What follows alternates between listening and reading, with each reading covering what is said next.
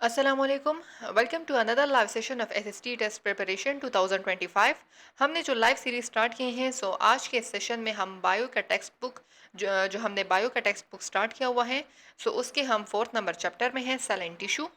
और हम कोशिश करेंगे हम जो सेल एंड टिश्यू जो 4th नंबर चैप्टर है उसको हम कंप्लीट कर ले आज के इस वीडियो में।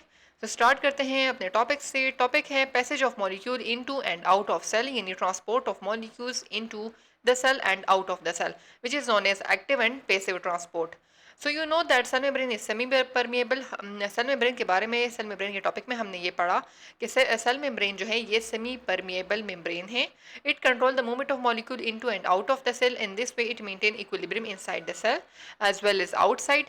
The movement of material in and out of cell is through diffusion, facilitated diffusion, osmosis, filtration, active transport, endocytosis and exocytosis.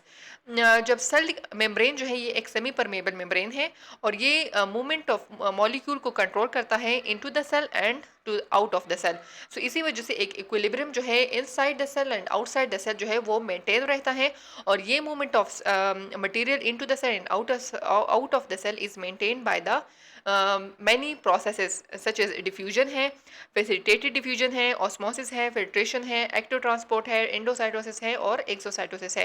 तो ये सारे के सारे प्रोसेस अब हम आज के हम वीडियो में हम इसको डिस्कस करेंगे that what is diffusion, what is facilitated diffusion, और ये सारे टॉपिक जो है वो हम कवर करेंगे।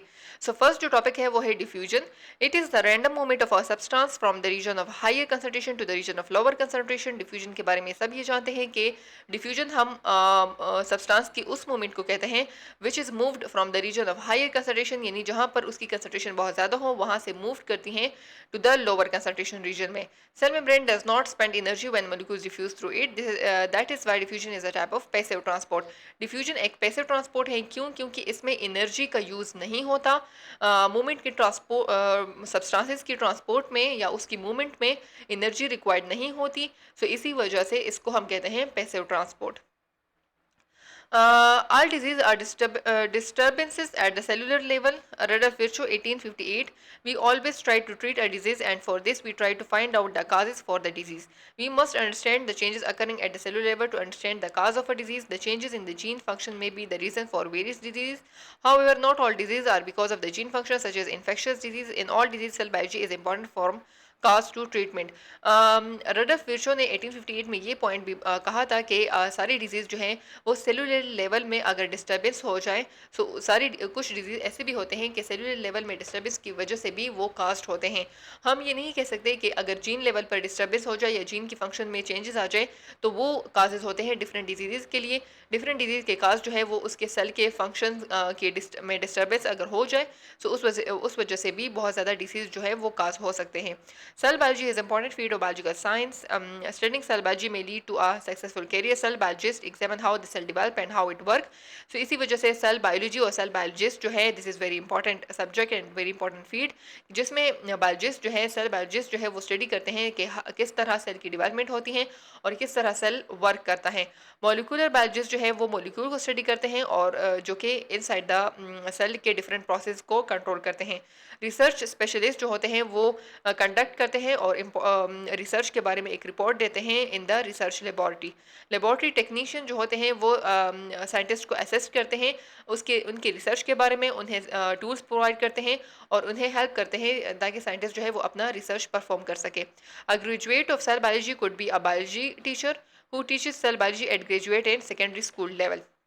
सेल बायोलॉजी का जो ग्रेजुएट होता है जिसको हम बायोलॉजी टीचर कहते हैं, सो वो क्या करता है, वो सेल बायोलॉजी को ट्रीट करता है ग्रेजुएट और सेकेंडरी स्कूल लेवल में। So this is Rudolf Virchow. इसमें से जो इंपॉर्टेंट पॉइंट है वो रडफ विर्चो का ये पॉइंट है जो आपने याद रखना है कि all are disturbance at the cellular level, और उसने ये पॉइंट दिया था 1858 में। इसके अलावा डिफ्यूजन की डिफिनीशन याद होनी चाहिए और इसके अलावा कौन कौन से ऐसे ट्रांसपोर्ट के मैकेनिज्म है जो कि सेल परफॉर्म करता है in order to maintain the equilibrium of the molecule between inside the cell and outside the cell. Only small molecules can diffuse through cell membrane. Water, carbon dioxide, oxygen, and some other simple molecules. Diffusion is a slow process, yet it is efficient and rapid enough to fulfill the requirement of the cell. Substances such as glucose, oxygen, carbon dioxide can easily diffuse through the membrane, but glucose is present in high concentration after the food is digested in small intestine. Therefore, glucose is transported to villi from the inner surface space of small intestine through diffusion to be stored in the form of glycogen in liver.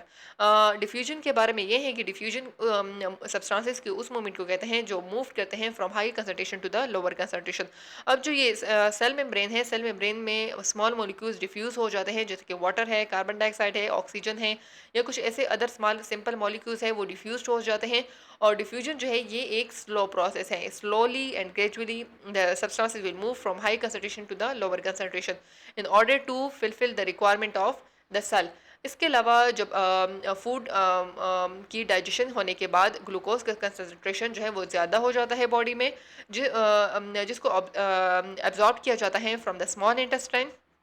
Small intestine के अंदर वेलाए होते हैं जो उसकी glucose के absorption में help करते हैं, और डिफ्यूजन के प्रोसेस के थ्रू वो या तो स्टोर हो जाता है ग्लाइकोजन के फॉर्म में लिवर में, यानी वो ग्लूकोज जो एक्स्ट्रा ग्लूकोज है वो लिवर में चले जाता है through the process of diffusion, और वहाँ पर ग्लाइकोजन के फॉर्म में स्टोर हो जाता है। अगर ग्लूकोज जो है वो एक्स्ट्रा अमाउंट में हो तो वो स्टोर हो जाता है, अगर वो एक्स्ट्रा अमाउंट में ना हो तो वो स्टोर नहीं होता बल्कि वहीं पर ही यूटिलाइज हो जाता है।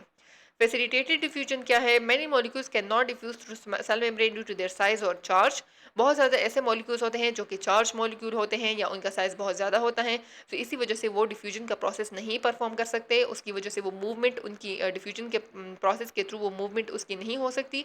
तो such molecule are taken into और out of the cell with the help of transport protein present in the cell membrane. Cell membrane में बहुत ज़्यादा ऐसे प्रोटीन्स प्रेजेंट होते हैं जो कि एज अ चैनल प्रोटीन होते हैं, कैरियर प्रोटीन होते हैं, जो कि ट्रांसपोर्ट ऑफ मॉलिक्यूल्स का काम करते हैं, ट्रांसपोर्टेशन में हेल्प करते हैं। सो वो मॉलिक्यूल जो हैं उनको सेल के अंदर और बाहर ले जाने का काम कौन करता है? ट्रांसपोर्ट प्रोटीन परफॉर्म करते हैं, which is present in the cell membrane. When transport protein help to move a molecule from high to low concentration without the expenditure of energy, the process called facilitated diffusion. So अगर ये transport protein जो है वो molecules की movement में help करते हैं high concentration से लो कंसंट्रेशन तक, so without the use of energy, so उसको हम कहते हैं facilitated diffusion. It is also a type of passive, ये भी पैसे ट्रांसपोर्ट का एक टाइप है, यानी डिफ्यूजन और facilitated diffusion, these both are the type of passive transport. But difference क्या है? Diffusion is just a movement of high molecules from high concentration to low concentration, but जो फैसिलिटेटेड डिफ्यूजन है, this is the movement of molecule from high concentration to lower concentration through with the help of a transport protein. Diffusion can be clearly demonstrated by a simple example. When a colored crystal like camphor is dropped in a beaker of water, gradually its molecule diffuse evenly in all directions throughout the water, resulting in uniform distribution of color. आप diffusion के process को ऐसे भी observe कर सकते हो। अगर आप कोई experiment perform कर लो, एक glass of water जो है वो आप एक transparent ग्लास में एक जो है वाटर ले लो, और उसमें से, या अगर आप केमेनोफोर ले लो, अगर केमेनोफोर आपके पास ना हो तो आप सिंपल इंक भी ले सकते हो, और इंक के कुछ ड्रॉप्स जो हैं वो इसमें डाल दो, तो आप स्लोली एंड ग्रेजुअली उसको ऑब्जर्व करेंगे कि वो इंक के जो पार्टिकल्स हैं वो स्लोली एंड ग्रेजुअली इसी तरह हर एक डायरेक्शन में वो मूव करेंगे, और हाई कंसंट्रेशन में से वो मूव करेंगे टू द लोअर कंसंट्रेशन, और एक पॉइंट ऐसा आ जाएगा कि सारे के सारे वाटर जो है वो ब्लू हो जाएगा because of the ink drop addition. So ink drop डालने से वो सारे का सारा कलर जो है वो पहले ट्रांसपेरेंट था, क्योंकि वाटर जो है वो ट्रांसपेरेंट होता है, कोई कलर उसका नहीं होता। तो इंक का ड्रॉप डालने से वो सारा का सारा पानी जो है वो ब्लू हो जाता है, and this is the process of diffusion. सारे वाटर जो कि इंक के जो जितने भी मॉलिक्यूल्स हैं वो सारे डायरेक्शन में मूव करेंगे इवनली, वो सारे वाटर को जो है वो कवर कर लेगा, और वाटर का कलर जो है वो ब्लूइश इन कलर हो जाएगा। सो यूनिफॉर्म डिस्ट्रीब्यूशन, एंड में उसकी यूनिफॉर्म डिस्ट्रीब्यूशन ऑफ कलर हो जाएगी सारे के सारे पानी में, इस प्रोसेस को हम कहते हैं डिफ्यूजन। नेक्स्ट टॉपिक है osmosis. So it is the diffusion of solvent through a semi permeable membrane. Osmosis में क्या होता है? इसमें भी ये एक डिफ्यूजन के प्रोसेस ही की तरह ये एक प्रोसेस होता है जिसमें से मॉलिक्यूल्स की मूवमेंट होती है from high concentration to lower concentration. But इसमें से जो एडिशन है, जो डिफरेंस है डिफ्यूजन और ऑस्मोसिस के दरमियान, वो है सेमी परमिएबल मेम्ब्रेन। ऑस्मोसिस के प्रोसेस में भी मूवमेंट मॉलिक्यूल्स की मूवमेंट होती हैं from high concentration to lower concentration but with the help of a semi permeable membrane. It is controlled by the relative concentration of solute in the water on both sides of the membrane. यानी membrane के दोनों sides में जो salutes की जो relative concentration होती है उसको ये उनको कंट्रोल करते हैं. वो देखते हैं कि कहाँ पर सल्यूट की कंसंट्रेशन हाई है मेम्ब्रेन के कौन से साइड पर. देन मॉलिक्यूल्स की मूवमेंट जो है वो उसके बाद सल्यूट्स की कंसंट्रेशन को देखकर फिर उसकी मॉलिक्यूल्स की मूवमेंट जो है वो स्टार्ट हो जाती है.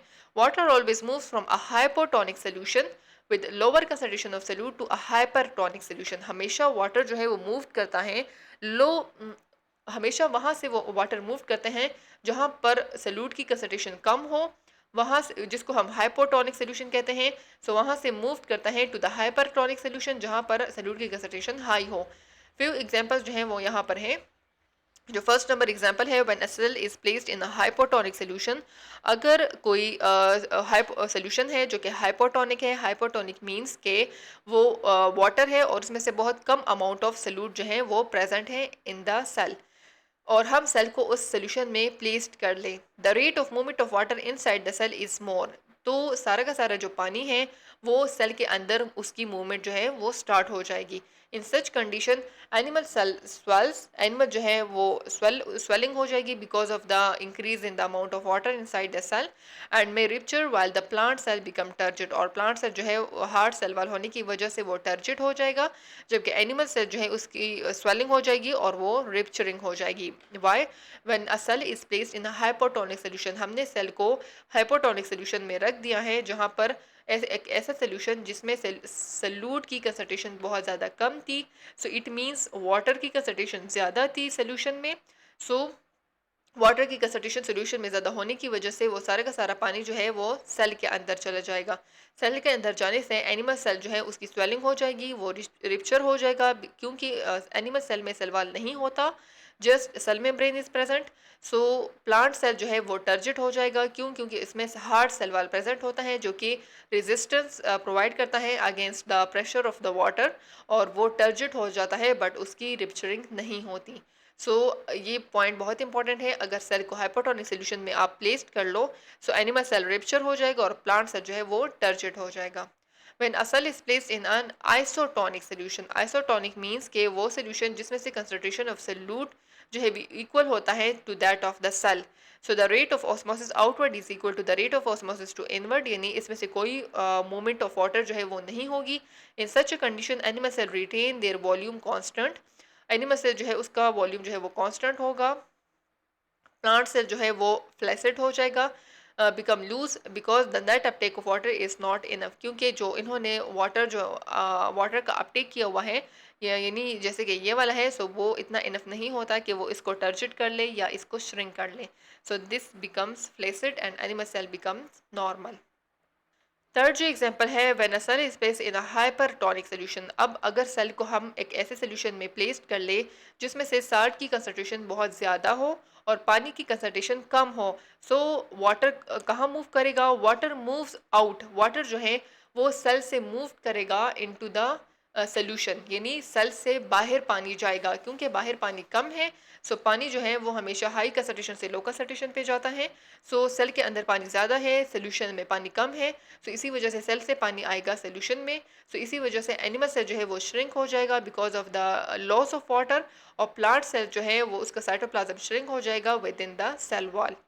जैसे कि यहाँ पर है ये एनिमल सेल बिल्कुल कम्प्लीटली श्रिंक हो जाएगा और प्लांट सेल जो है वो प्लाज्मोलाइज्ड यानी उसका सेल वाल प्रेजेंट है तो इसका तो शेल मेंटेन शेप जो है वो इसका मेंटेन होगा बट ये भी थोड़ा श्रिंक फॉर्म में होगा.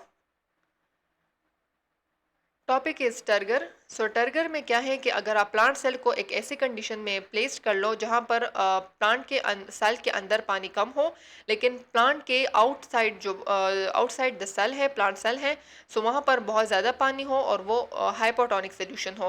सो the water moves into the cell vacuole by osmosis. Water जो है वो इनसाइड द सेल जो है वो मूव करेगा by the process of osmosis. The vacuole increases size and pushes the cell content against the cell wall. तो बहुत ज़्यादा पानी जो कि मूवमेंट की वजह से इनसाइड द सेल जब पानी मूव करेगा तो वैक्यूल का साइज जो है वो भी इंक्रीज हो जाएगा और सेल के अंदर जितने कंटेंट्स है सो प्रेशर ऑफ वाटर की वजह से वो उसको पुश करेगा अगेंस्ट द सेल वॉल और वो सारा का सारा एरिया जो है they are covered by the water. This pressure which is exerted by the cytoplasm against the cell wall is known as Turgor pressure and the phenomena is known as Turgor. So वो pressure जो पानी का जो pressure होता है जो कि cell के कंटेंट को against the cell wall push करता है which is exerted by the cytoplasm against the cell wall. So cytoplasm यानी हर सेल के जितने कंटेंट्स हैं उसको पुश करता है against the cell wall.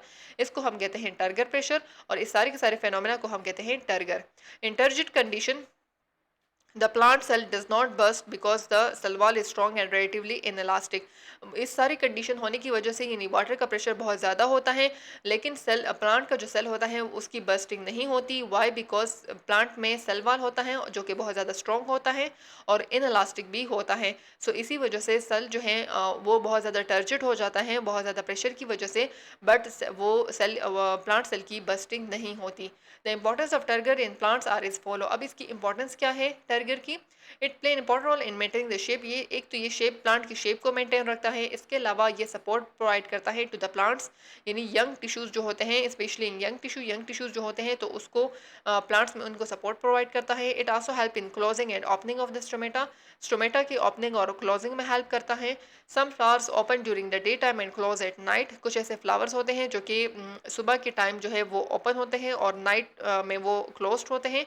This is all due to the change in turgor in the cell of sepal of flowers. So ये सारा किसकी वजह से होता है because of the change in the turgor in the cell of sepal of flowers यानी flowers के जो सेपल्स होते हैं उनमें से टर्जिडिटी की वजह से जो चेंजेस आती हैं तो इसी वजह से उनमें ओपनिंग और क्लोजिंग जो है वो इस प्रोसेस के वजह से होती हैं.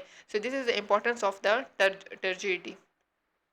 नेक्स्ट जो पॉइंट है वो है प्लाज्मोलिसिस. सो प्लाज्मोलिसिस क्या है. We know that when a plant cell is surrounded by hypertonic solution the water leaves the cell by osmosis. जब हमने ऑस्मोसिस में 3 एग्जांपल्स पढ़े तो उसमें से हमने एक एग्जांपल ये पढ़ा कि अगर प्लांट सेल को हम हाइपरटोनिक सॉल्यूशन में प्लेस्ड कर ले. हाइपरटोनिक सॉल्यूशन वो कंडीशन है जिसमें सल्यूट जो होता है वो ज़्यादा होता है बट वाटर जो होता है वो कम होता है.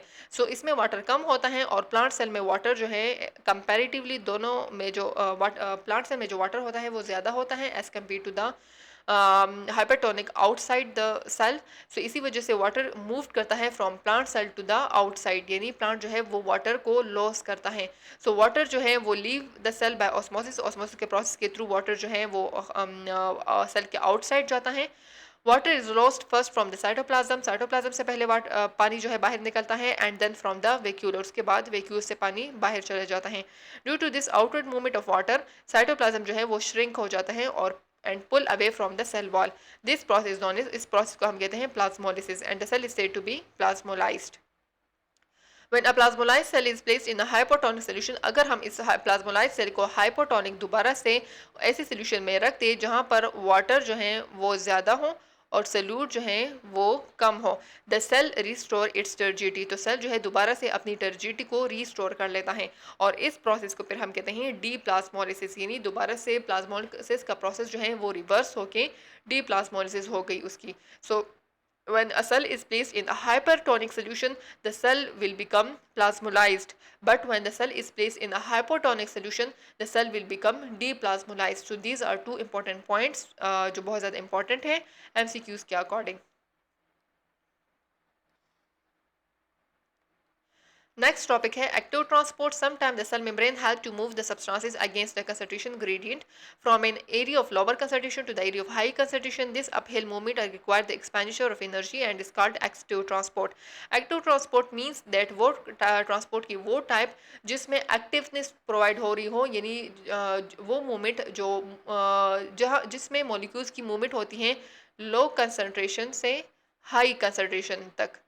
यानी अगर मॉलिक्यूल्स जो हैं वो अगेंस्ट द कंसंट्रेशन ग्रेडियंट वो मूव कर रहे हों तो उसके लिए अमाउंट ऑफ एनर्जी चाहिए जो कि अमाउंट ऑफ एनर्जी प्रोवाइड करते हैं in the form of ATPs. So ATPs provide करके वो मॉलिक्यूल जो है उसकी मूवमेंट होती है from the lower concentration to the higher concentration. So इस अपहिल मूवमेंट के लिए रिक्वायर्ड होती है एनर्जी और इस मूवमेंट को हम कहते हैं active transport. For the active transport of substances carrier protein जो होते हैं ये इसके लिए रिस्पॉन्सिबल होते हैं. Present in the cell membrane use energy and move them against the concentration gradient. Sodium, potassium are actively transported across the membrane according to the requirement of the cell. For example nerve impulse जो होता है जिसमें से sodium की transport होती है from across the cell membrane, so वो actively उसकी ट्रांसपोर्टेशन होती है across the cell membrane from nerve cell to outside. जैसे कि हमने नर्व इम्पल्स में सोडियम और पोटाशियम के ट्रांसपोर्ट हम पढ़ते थे, सो उसमें से जो सोडियम की पोटाशियम और पोटाशियम की मूवमेंट है अक्रॉस द सेल मेम्ब्रेन, सो ये movement this movement is perform by the carrier protein, and career protein जो है वो उसको एनर्जी प्रोवाइड करता है एटीपी के फॉर्म में, और इस वजह से इनकी मूवमेंट जो है वो एक्टिव ट्रांसपोर्ट है। So this is very important point कि एक्टिव ट्रांसपोर्ट जो है this is perform by the carrier protein, और जो पैसिव ट्रांसपोर्ट है that is perform by the transport protein. So these 2 points are very important. और sodium और potassium की जो मूवमेंट है from nerve cell to outside, so these are actively transported with the help of use of energy, they are transported across the cell membrane. Next topic endocytosis और exocytosis है।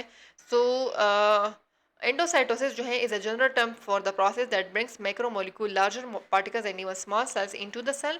Endo means inside and cytosis means movement of molecules, small molecules across the cell, या macromolecules, large molecule और small molecules, इन तीनों की movement जो है अगर cell के इनसाइड हो, यानी सेल में ब्रेन जो है वो उनको इनसाइड मूव अलाउ कर रहा है, सो उसको हम कहते हैं इंडोसाइटोसिस। सो इन इंडोसाइटोसिस सेल मेम्ब्रेन जो है वो इन्विजिनेट्स फोल्ड, इनवर्ड उसकी फोल्डिंग बन हो जाती है, जैसे कि यहाँ पर इनवर्ड फोल्डिंग हुई है, and takes in the material from the environment forming a small pocket, यानी इन्वायरमेंट से मॉलिक्यूल जो है वो ले लेता है और एक पॉकेट शेप जो है वो बना देता है। पॉकेट शेप बनाने के बाद the pocket deepens forming a vesicle, pocket जो है वो डीप होता जाता है और वो एक वेसिकल बना लेता है। This vesicle separate from the plasma membrane, और आहिस्ता आहिस्ता वो वेजिकल जो है वो प्लाज्मा मेम्ब्रेन से सेपरेट हो जाता है, and migrates with its content to the cell interior, और अपने सेल कंटेंट के साथ सेल के इंटीरियर में मूव्ड हो जाता है। एक्सोसाइटोसिस हम कौन से प्रोसेस को कहते हैं? एक्सोसाइटोसिस हम उस प्रोसेस को कहते हैं जिसमें एक्सोसाइटोसिस हम उस प्रोसेस को कहते हैं जिसमें मटेरियल जो है वो वेसिकल के फॉर्म में पैक हुआ होता है and are excreted from the cell, और आहिस्ता आहिस्ता, यानी इंडोसाइटोसिस का जो रिवर्स प्रोसेस है कि एक कुछ कंटेंट जो वेस्ट मटेरियल है, जो कई कंटेंट्स हैं वो वेस्ट भी हो सकते हैं, वो कुछ यूजफुल मटेरियल भी हो सकते हैं, तो वो मटेरियल एक वेसिकल की फॉर्म में slowly and gradually cell membrane के साथ अटैच हो जाता है, और सेल मेम्ब्रेन के साथ अटैच होने के बाद the initial event in this process is the binding of vesicle membrane, यानी वेसिकल जो है वो मेम्ब्रेन के साथ सेल मेम्ब्रेन के साथ वो बाइंड हो जाता है, और कंटेंट ऑफ द वेसिकल जो है वो release into the environment and the vesicle membrane is incorporated into the cell membrane, और आहिस्ता आहिस्ता से वो वेसिकल का मेम्ब्रेन जो है वो सेल मेम्ब्रेन के साथ इनकॉर्पोरेट होके सेल वेसिकल के जो इंटरनल कंटेंट है वो आउटसाइड इन्वायरमेंट में उसे रिलीज कर लेता है और ख़ुद जो है वो सेल मेम्ब्रेन के साथ एडअप हो जाता है। So this is an another important point. यहाँ पर एक इम्पॉर्टेंट पॉइंट क्या है कि सेल मेम्ब्रेन के सरफेस एरिया में जो इंक्रीज आता है वो किस प्रोसेस के थ्रू आता है? Cell membrane surface area increase because of the process of exocytosis.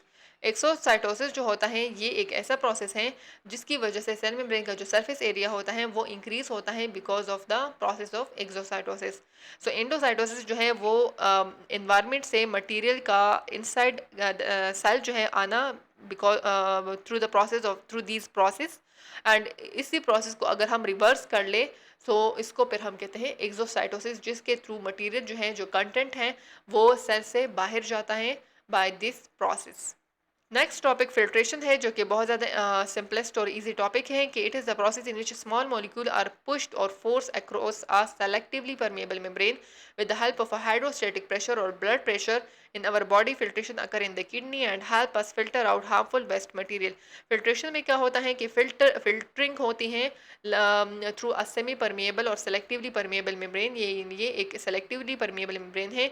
इस यहाँ जो है ब्लड है और ब्लड की प्रेशर होने की वजह से इसमें मेम्ब्रेन में स्मॉल स्मॉल जो है ऐसे पोर्स होते हैं, जिसके पोर्स के थ्रू जो स्मॉल मॉलिक्यूल्स हैं जो कि वो मॉलिक्यूल्स हैं जो बॉडी को उसकी रिक्वायरमेंट नहीं है, सो उन मॉलिक्यूल्स की फ़िल्ट्रेशन हो जाती हैं, वो बाहर निकल जाते हैं और जो कि यूज़फुल मॉलिक्यूल्स हैं तो वो ब्लड के अंदर ही रह जाते हैं।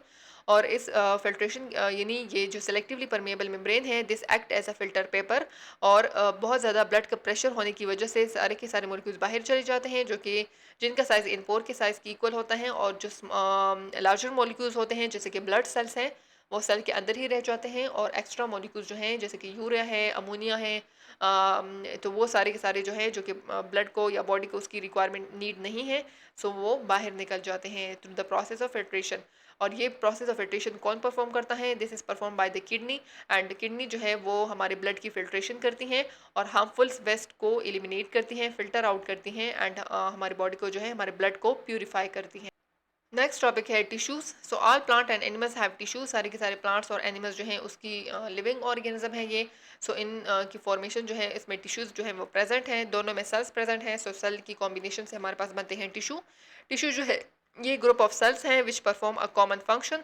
All cells of the tissue are depend on each other, यानी टिश्यू में जितने भी सेल्स होते हैं तो वो एक दूसरे पर डिपेंडेंट होते हैं। However there organism with cell group together but they do not form tissue. ज़रूरी नहीं है कि जहाँ पर सेल्स की ग्रुपिंग हो वहाँ पर टिश्यू की फॉर्मेशन हो। कहीं पर टिश्यू की फॉर्मेशन हो जाती है जिनका फंक्शन, फिर उनमें जितने भी सेल्स होते हैं उनका फंक्शन एक होता है और वो डिपेंडेंट होते हैं। बट जहाँ पर टिश्यू की फॉर्मेशन नहीं होती तो वहाँ पर वो एक दूसरे पर डिपेंडेंट नहीं होते और उनका फंक्शन भी एक दूसरे पर डिपेंड नहीं करता, उनका फंक्शन भी डिफरेंट होता है।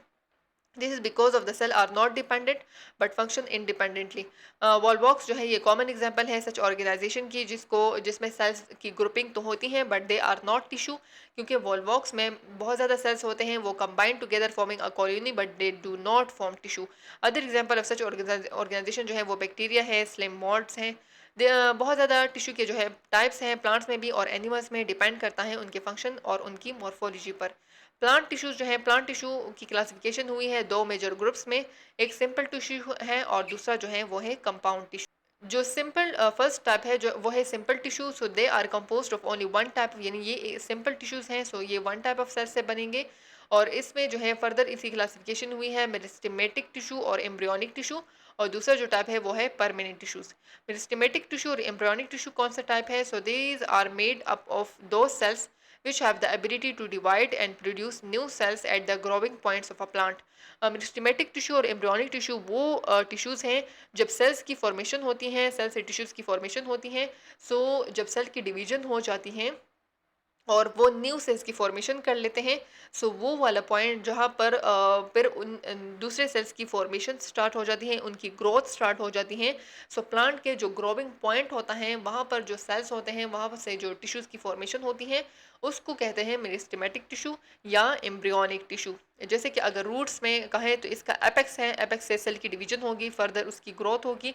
सो इस पॉइंट को हम कहते हैं मेरिस्टेमेटिक टिश्यू या एम्ब्रियोनिक टिश्यू। ये रूट से भी ग्रोथ होती है प्लांट की और अपर जो शूट सिस्टम है उसमें स्टेम का जो टिप है वहाँ से भी उसकी ग्रोथ होती है। So these both are called meristematic tissue और embryonic tissue. The cells of meristematic tissue have dense cytoplasm. यहाँ पर साइटोप्लाज्म बहुत ज़्यादा क्वांटिटी में प्रेजेंट होता है। लार्ज सेंट्रल वेक्यूल होता है विद स्मॉल और नो वेक्यूल। सेंट्रल न्यूक्लियस होता है विद स्मॉल और no vacuole. Cell are alike with no intercellular spaces and have thin walls. These tissue are of two types. अब वो सेल जिसमें कोई इंटरसेलुलर स्पेस यानी सेल्स के दरमियान कोई स्पेस नहीं होता, जिनके वॉल्स भी थिन होते हैं, सो वो टाइप के टिश्यूज जो हैं वो दो टाइप्स के हैं। फर्स्ट टाइप है एपिकल मेरिस्टम और दूसरा जो टाइप है वो है लेटरल मेरिस्टम। एपिकल मेरिस्टम जो है जो कि एपेक्स में यानी रूट्स के एपेक्स में या शूट्स के एपेक्स में प्रेजेंट होता है उसको एपिकल मेरिस्टम कहते हैं। Here the cells of meristem divide and redivide in the result in the elongation of stem and root. यानी यहाँ पर सेल की डिवीजन और रीडिवीजन होती है और इसी तरह जिस तरह ग्रोथ होती जाती है उसी तरह उनकी इलोंगेशन भी होती जाती है, यानी वो अपवर्ड भी उनकी वो इलोंगेट होते हैं और डाउनवर्ड रूट यानी जो अंडरग्राउंड सॉइल है, अंडरग्राउंड में जो सॉइल में जो रूट्स हैं उनकी भी ग्रोथ होती जाती हैं। So such a growth is called primary growth. तो इस टाइप की ग्रोथ को हम कहते हैं प्राइमरी ग्रोथ। जो लेटरल मेरिस्टम है it's present on the lateral sides of root and shoot, यानी शूट और रूट के लेटरल साइड्स में जो प्रेजेंट है उसको हम कहते हैं lateral meristem. Here the cell divide, यहाँ से भी प्लांट्स की ग्रोथ होती है, न्यू न्यू लीव्स बनते हैं, न्यू ब्रांचेस की फॉर्मेशन होती हैं। तो यहाँ पर भी सेल की डिवीजन और रीडिवीजन होती है जिसकी वजह से रूट्स की थिकनेस में हेल्प करते हैं और शूट की थिकनेस भी इंक्रीज होती है। सो इस टाइप की ग्रोथ को कहते हैं सेकेंडरी ग्रोथ। सो जो अपवर्ड और डाउनवर्ड ग्रोथ होती है उसको प्राइमरी ग्रोथ कहते हैं, और जो साइड वाइज ग्रोथ होती है उसको सेकेंडरी ग्रोथ कहते हैं। और secondary growth is because of the lateral meristem, while the primary growth is because of the apical meristem. Last second जो टाइप है वो टिश्यू की, वो है permanent tissues. So the cells of this tissue lack the ability to divide, वो वाली tissues जो जिनकी ग्रोथ जो है वो स्टॉप हो जाती हैं, यानी जिनकी फर्दर डिवीजन नहीं हो सकती, सो उसको फिर हम कहते हैं permanent tissue. They originate from the primary meristem. The permanent tissue consist of epidermal, ground, supporting और मैकेनिकल टिश्यू, यानी वो टिश्यूज जो कि फर्दर उनकी ग्रोथ नहीं हो सकती, वो स्टॉप हो जाती हैं, उनकी डिवीजन स्टॉप हो जाती हैं, तो उनको हम कहते हैं परमानेंट टिश्यू। ये ओरिजिनेट होते हैं प्राइमरी मेरिस्टम से, और फिर ये परमानेंट टिश्यू जो हैं इसमें फर्दर एपिडर्मल आते हैं, ग्राउंड टिश्यूज आते हैं, सपोर्टिंग टिश्यू या मैकेनिकल टिश्यू, यानी वो टिश्यू फिर फर्दर डिवीजन या ग्रोथ में हेल्प नहीं करते। उनके लिए एक स्पेसिफिक फंक्शन जो है उनके हवाले कर देते हैं कि वो टिश्यूज जो परमानेंट टिश्यूज जो हैं वो अब फर्दर उनकी ग्रोथ नहीं हो रही, तो वो अब या तो सपोर्ट प्रोवाइड करेंगे, या mechanical tissue act as a mechanical tissue, या एपिडर्मल के तौर पर काम करेंगे, या एज अ ग्राउंड टिश्यू काम करेंगे। Plants have certain areas where meristematic tissues are present, such as tips of roots and shoot. These tips can be used for the proliferation of high quality plants through tissues culture, especially where other vegetative methods fail to work. यानी जो plants के वो area जहाँ पर meristematic tissue present है, तो वो या तो टिप्स होते हैं, शूट के टिप होते हैं, या रूट के टिप्स, जहाँ पर प्लांट्स की ग्रोथ हो रही होती हैं। सो ये टिप्स जो है यहाँ पर हाई क्वालिटी प्लांट्स की प्रोलिफ्रेशन होती है, यानी प्लांट जो है वो प्रोलिफ्रेट होते जाते हैं, और ये वो वाले एरियाज हैं जहाँ पर वेजिटेटिव मेथड्स जो हैं वो काम नहीं करते, तो वो ग्रोथ या प्लांट की इलोंगेशन में हेल्प करते हैं। नेक्स्ट जो टाइप है वो है परमानेंट टिश्यू की। जो फर्दर टाइप्स हैं वो है एपिडर्मल टिश्यूज। सो एपिडर्मल टिश्यू कौन से टिश्यू है? This tissue are present as outer most protective covering of leaf, stem and root. जैसे कि ह्यूमंस में एपिडर्मिस होता है जो कि हमारी स्किन होता है, जो हमारी आउटर कवरिंग होती है हमारी बॉडी की, हमारी बॉडी को एक प्रॉपर शेप प्रोवाइड करते हैं, एक प्रॉपर आउटर कवरिंग प्रोवाइड करते हैं, जिसको हम एपिडर्मिस कहते हैं। सो इसी तरह प्लांट्स में भी आउटसाइड जो उसका पोर्शन होता है, आउटर मोस्ट जो प्रोटेक्टिव कवरिंग होती है लीफ की, स्टेम के, रूट के, तो उसको हम कहते हैं epidermal tissues. Cells of the epidermal tissues are flattened, इसके सेल्स फ्लैटेंड होते हैं, इरेगुलर इन शेप होते हैं, थिक वॉल्ड होता है, और क्लोजली पैक्ड होते हैं with no intercellular spaces. These are important points. Stem में क्या होता है? Wall of these cells are covered with waxy material, इसमें वैक्सी मटेरियल होता है जो कि वाटर के लॉस को प्रिवेंट करता है। लीव्स में क्या है? एपिडर्मल टिश्यूज है स्मॉल गार्डेड ओपनिंग। लीव्स में जो है स्टोमेटा है, जो और जो कि गैशियस एक्सचेंज में हेल्प करता है। सो एपिडर टिश्यू जो है उसमें जो ओपनिंग्स है लीव्स में, उसको हम स्टोमेटा कहते हैं। और जो सेल जो कि स्टेम है, सो स्टेम के वॉल्स जो कि एपिडर्मिस के वॉल है उसमें वैक्सी मटेरियल होता है जो कि वाटर के लॉस को प्रिवेंट करता है। सो एपिडर्मल टिश्यू जो कि लीफ में प्रेजेंट है, स्टेम में प्रेजेंट है, रूट्स में प्रेजेंट है, उसमें से जो मॉडिफिकेशन हुई होती हैं वो अकॉर्डिंग टू देयर फंक्शन होती हैं, यानी लीफ में डिफरेंट फंक्शंस वो परफॉर्म करता है। सो इसी तरह इसमें से डिफरेंट स्ट्रक्चर्स होते हैं, और इस एपिडर्मल टिश्यू इसकी मॉडिफिकेशन डिफरेंट हुई होती हैं। स्टेम में जो है उसकी डिफरेंट मॉडिफिकेशन हुई होती है, वैक्सी मटीरियल वहाँ पर होता है। सो इसी तरह अकॉर्डिंग टू द फंक्शन उनका स्ट्रक्चर भी मॉडिफाई हुआ होता है। The cells of root epidermal tissue also have extension in the form of root hairs. Root hairs के फॉर्म, यानी रूट्स में जो एपिडर्मल टिश्यूज जो प्रेजेंट हैं इसके सेल्स में, तो उसमें एक्सटेंशन हुई प्रेजेंट होती है, एक्सटेंशन के फॉर्म में प्रेजेंट है, और उनको हम कहते हैं रूट हेयर्स। सेकंड जो टाइप है परमानेंट टिश्यू की, वो है ground tissue. This tissue is present in all parts of the plant except the epidermal tissue and vascular tissue. ये टाइप की टिश्यू जो है वो प्लांट के सारे पार्ट्स में प्रेजेंट है एक्सेप्ट इन एपिडर्मल टिश्यू और वेस्कुलर टिश्यू। वेस्कुलर टिश्यू और एपिडर्मल टिश्यू के अलावा प्लांट्स के सारे पार्ट्स में ग्राउंड टिश्यू जो है वो प्रेजेंट है। It is composed of thin walled cells called parenchyma cells. These cells are oval, spherical and polygonal in shape. अब इनका शेप जो है वो ये है।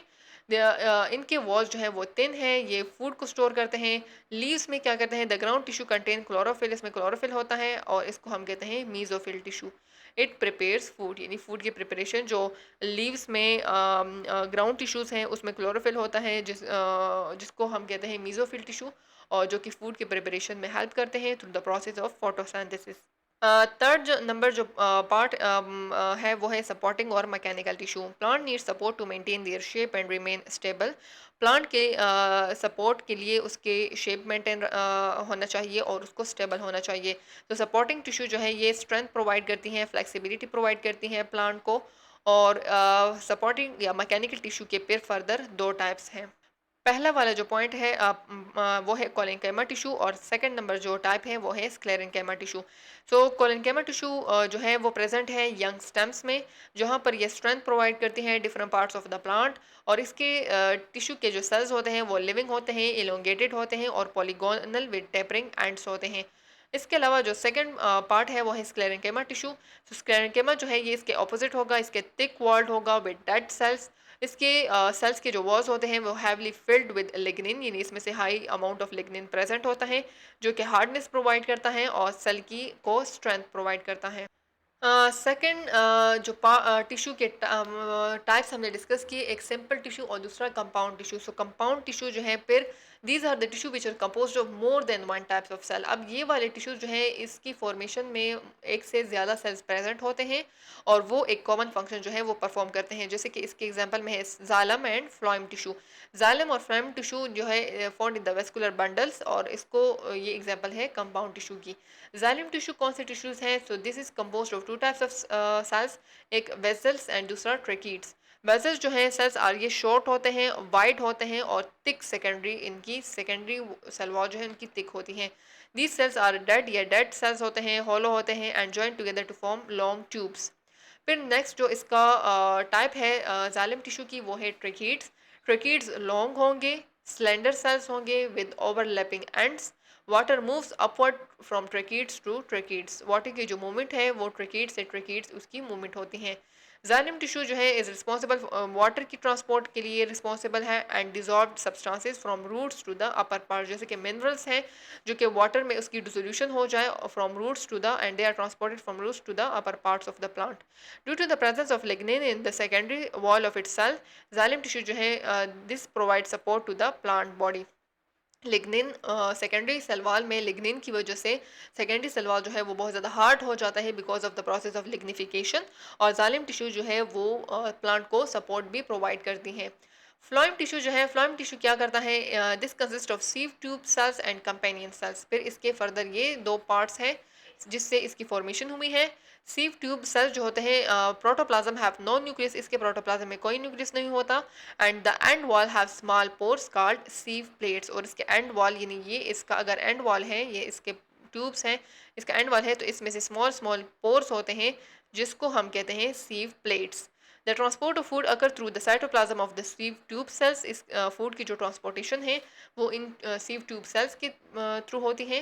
कंपेनियन सेल क्या करता है? Accompany the sieve tube cells, they regulate the movement of food through sieve tube. So जो सपोर्ट प्रोवाइड करता है सीव ट्यूब सेल्स को, वो कंपेनियन सेल जो है वो उसको सपोर्ट प्रोवाइड करता है, उसको कंपनी करता है। लेकिन जो फूड की ट्रांसपोर्टेशन का काम है वो सीव ट्यूब यानी फ्लोएम में जो मेन जो इसका फंक्शन है this is perform by the sieve tube cell, जबकि जाइलम में जो मेन फंक्शन है this is perform by the tracheids. So ये वाला पॉइंट आपको याद होना चाहिए कि जाइलम टिश्यू का काम है वाटर को ट्रांसपोर्ट करना। और वाटर की ट्रांसपोर्टेशन कौन करता है? इसमें वाटर को ट्रांसपोर्ट करता है ट्रेकीड्स। फ्लोएम का काम है फूड की ट्रांसपोर्टेशन करना, फूड को ट्रांसपोर्ट करना। और फूड की ट्रांसपोर्टेशन फ्लोएम टिश्यू में वो कौन सा पार्ट है? So this is perform by the sieve tube cell. Sieve tube cell जो है ये वाला फंक्शन जो है वो परफॉर्म करता है। नेक्स्ट जो टिश्यूज़ के टाइप्स हैं, प्लांट टिश्यू हमने डिस्कस कर लिए हैं। नेक्स्ट जो टिश्यूज़ हैं वो है animal tissue. So animal tissue की क्लासिफिकेशन होती है स्ट्रक्चर और फंक्शन के बेस पर, और इसके 4 मेजर टाइप्स हैं। फर्स्ट वन है एपिथेलियल टिश्यू, सेकंड है कनेक्टिव टिश्यू, थर्ड है मस्कुलर टिश्यू और फोर्थ है नर्वस टिश्यू। फर्स्ट एपिथेलियल है तो interior of the body is physically separated from the outside world by the skin. जैसे कि प्लांट्स में एपिडर्मिस है, इसी तरह ह्यूमन्स में एपिथेलियल है। जिसको हम कहते हैं स्किन, जो कि एक फिजिकल बैरियर है from outside to the inside of the body. Skin जो है इसकी फॉर्मेशन हुई है एपिथेलियल टिश्यू से, which is in the form of a continuous sheet of cells. Epithelial tissue जो है also lines the gut, gut को भी ये कवर करता है, इसके लाइनिंग्स को, लंग्स के लाइनिंग्स को भी ये कवर करता है, यूरिनरी ट्रैक्ट में भी प्रेजेंट है। Structurally these cells are flattened and elongated, ये फ्लैटेंड होते हैं और इलोंगेटेड। सेकंड जो टिश्यू के टाइप्स है वो है कनेक्टिव टिश्यू। कनेक्टिव टिश्यू जो है ये मेजर सपोर्टिंग टिश्यू है एनिमल बॉडी में। इसके स्केल जो है वो स्कैटर्ड हुए होते हैं through the extra cellular material, और they are many types of connective tissue. इसके बहुत ज़्यादा टाइप्स है कनेक्टिव टिश्यूज़ के। टाइप्स ऑफ कनेक्टिव टिश्यू में फर्स्ट जो टाइप है वो है loose connective tissue. Its extra cellular material contain loosely packed collagen, a protein fiber. It is widely distributed under the epithelial tissue. It holds organ at their specific place. Loose connective tissue जो होते हैं इसमें loosely packed collagen fibres होते हैं, जो कि epithelial tissues में widely distribution इसकी हुई होती हैं, और ये इसका फंक्शन ये होता है कि जितने ऑर्गन्स हैं उनको स्पेसिफिक पोजीशन पर ये होल्ड करते हैं और उनकी पोजीशन को जो है वो स्पेसिफाई करते हैं, एक स्पेसिफिक प्लेस में उनको रखते हैं।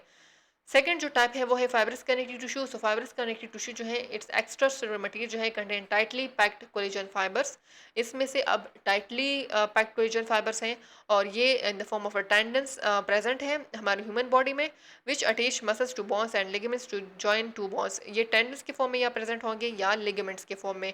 टेंडन्स किसके कहते हैं, जो कि मसल्स टू बोन की अटैचमेंट को टेंडन्स कहते हैं, और लिगामेंट्स जो है वो दो बोन्स के अटैचमेंट को लिगामेंट्स कहते हैं। दिस इज वेरी इंपॉर्टेंट, और ये एमसीक्यूज में आते हैं, what is tendons and what is ligaments. Third number जो टाइप है कनेक्टिव टिश्यू की वो है adipose tissue. It contains swollen cells due to the presence of large number of fat droplets. Adipose tissue जो है ये फेट्स के जो ड्रॉपलेट्स होते हैं, जो एक्स्ट्रा फेट्स होते हैं ह्यूमन बॉडी में, वो एडिपोज टिश्यू के फॉर्म में स्टोर होते हैं। सो इसके जो सेल्स होते हैं वो swollen फॉर्म में होते हैं। ये प्रेजेंट होते हैं around the kidney, under the skin and abdomen. ये एनर्जी प्रोवाइड करते हैं, इंसुलेशन प्रोवाइड करते हैं अगेंस्ट द हीट लॉस, और प्रोटेक्ट करते हैं और ऑर्गन्स को भी सपोर्ट करते हैं। फोर्थ नंबर जो टाइप है वो है कार्टिलेज। कार्टिलेज जो है इसके एक्स्ट्रा सेलुलर मटेरियल जो होते हैं वो कोलेजन फाइबर्स के बंडल्स फॉर्म में प्रेजेंट होते हैं, और रबरी सब्सटेंस ये प्रोवाइड करते हैं।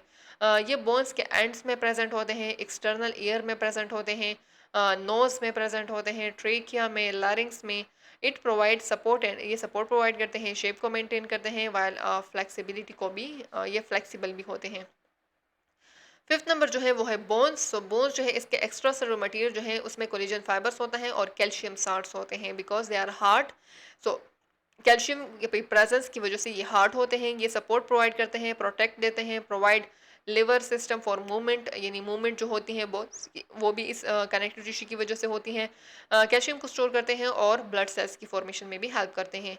सिक्स नंबर जो पॉइंट है वो है blood. Blood is also a tissue, type of tissue, connective tissue. तो ये कनेक्टिव टिश्यू की टाइप है। इसके एक्स्ट्रा सेलुलर मटेरियल जो प्लाज्मा है वो फ्लूइड फॉर्म में प्रेजेंट है। ये मूवमेंट सब्सटेंस की ट्रांसपोर्ट में हेल्प करते हैं from one part of the body to another part, और ये इम्यूनिटी में भी हेल्प करते हैं in the form of by providing white blood sales. Third number जो है वो है muscular tissues. So muscular tissue की फॉर्मेशन हुई है हाईली स्पेशलाइज्ड कंट्रेक्टाइल सेल्स से, और fibres held together by connective tissues. Each muscle fibre जो है ये इलोंगेटेड सेल्स है which has the ability to contract and relax. Skeletal, smooth और कार्डियक मसल्स की फर्दर टाइप्स हैं। स्केलेटल मसल्स कौन से सेल्स हैं? मसल्स हैं वो मसल्स जो कि they are attached to cartilage and bones. Bones और कार्टिलेज के साथ ये अटैच हुए होते हैं with the help of connective tissue called tendons. They are composed of striated या स्ट्रिप्ड सेल से इसकी फॉर्मेशन हुई होती है, जो कि लॉन्ग होते हैं, सिलेंड्रिकल होते हैं। इसके जो सेल्स होते हैं उसमें बहुत ज़्यादा न्यूक्लियर प्रेजेंट होते हैं। स्केलेटल मसल्स वोलेंट्री होते हैं, पावरफुल होते हैं, produce powerful rapid contraction, and it help arms and legs to move. यानी जितने आर्म्स में जो मसल्स हैं, जो कि लेग्स में मसल्स हैं, वो सारे के सारे स्केलेटल मसल्स होते हैं, जो कि वोलेंट्री होते हैं, जो कि हमारे अंडर कंट्रोल होते हैं। सेकेंड नंबर जो इसकी टाइप है वो है स्मूथ मसल। स्मूथ मसल जो होते हैं वो होलो स्ट्रक्चर्स के वॉल्स में प्रेजेंट होते हैं, जैसे कि ब्लड वेजल्स हैं, गट है, जो कि स्लो कंट्रैक्शन प्रोड्यूस करते हैं, और उसकी कंट्रैक्शन से जो इन हॉलो स्ट्रक्चर्स में जो इंटरनली फूड स्टफ है, या जो इंटरनली जो भी सब्सटेंस प्रेजेंट है जो कि फ्लूइड फॉर्म में प्रेजेंट है या हार्ड फॉर्म में प्रेजेंट है, उसकी मूवमेंट में हेल्प करते हैं। जैसे कि डाइजेशन में डाइजेस्टिव सिस्टम का के इनसाइड स्टमक में जितने मसल्स होते हैं, या स्मॉल इंटेस्टाइन लार्ज इंटेस्टाइन में, या यूरिनरी ब्लैडर में जितने मसल्स होते हैं, या ब्लड वेसल्स में जो मसल्स होते हैं, या लंग्स में जो मसल्स होते हैं, हॉलो ऑर्गन में जितने भी मसल्स हैं वे दे आर स्मूथ मसल। या जो हार्ट में मसल्स होते हैं, दे आर कंपोज्ड ऑफ, ये स्पिंडल शेप होते हैं, अनस्ट्रिएटेड मसल्स होते हैं और इनवॉल्यूंटरी इन एक्शन होते हैं, हमारे अंडर कंट्रोल नहीं होते बल्कि खुद ही वो अपने एक्शन जो है वो परफॉर्म कर रहे होते हैं। थर्ड जो है वो है cardiac muscles. Cardiac muscles heart में प्रेजेंट होते हैं, they are composed of branched fibers and are capable of sustained contraction. Their contraction produce heartbeat produce करते हैं and propel blood into the vessel. और ये भी involuntary in actions होते हैं। So they are involuntary in action, they are also involuntary while they are voluntary in action. Fourth number जो type है वो है नर्वस टिश्यू से। It is compose of nerve cells which are called neurons. या इसकी formation हुई है nerve cell से, जिसको हम न्यूरॉन्स कहते हैं। न्यूरॉन जो है are capable of transmitting nerve impulse की ट्रांसमिशन में हेल्प करते हैं, मैसेजेस को ट्रांसपोर्ट करते हैं into the whole body. Nervous tissue जो है ये प्रेजेंट है ब्रेन में, स्पाइनल कॉर्ड में और नर्व्स में। नर्व्स में जो है सारी की सारी बॉडी में डिस्ट्रीब्यूट हुए होते हैं नर्व्स में, और वो नर्व्स जो है वो सिग्नल ट्रांसपोर्ट करते हैं from sensory organ to the brain and spinal cord, और मैसेज को ट्रांसपोर्ट करते हैं from the brain and spinal cord to the special sensory organs. आज की इस वीडियो में हमने जो है फोर्थ नंबर चैप्टर जो कि सेल एंड टिश्यू का चैप्टर है वो हमने कंप्लीट कर लिया है। नेक्स्ट चैप्टर जो है वो हम स्टार्ट करेंगे अपने नेक्स्ट सेशन में। See you in the next video. Allah हाफिज़।